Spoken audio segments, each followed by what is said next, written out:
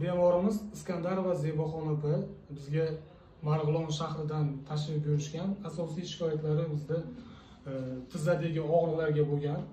Ko'proq o'ng tizzadagi og'riqqa, harakat cheklanishiga oqsoqlab yurishardi edi. Mana biz lecheniani olib bordik, konservativniy lecheniani hamda дополнительный fiziolecheniyalarimiz bilan bugungi holatimiz 5 kundan keyin palajiст tomonga o'zgardi. Iskandarova Zeboxon mana shu klinikaga kelgan bo'lsam, sizlarga rahmat, anjomlaringiz sog' bo'lsin, ilohim.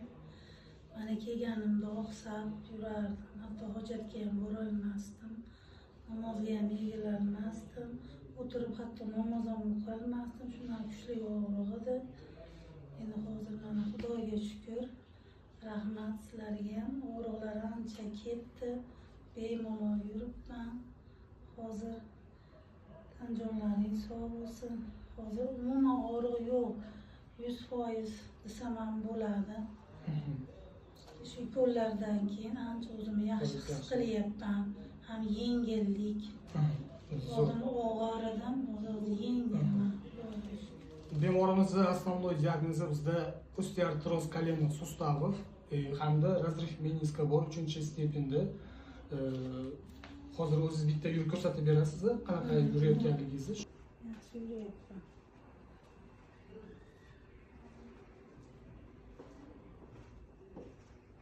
Oldin oqsab yurardim. Hatto o'tirib turib yurib ketolmasdim-da.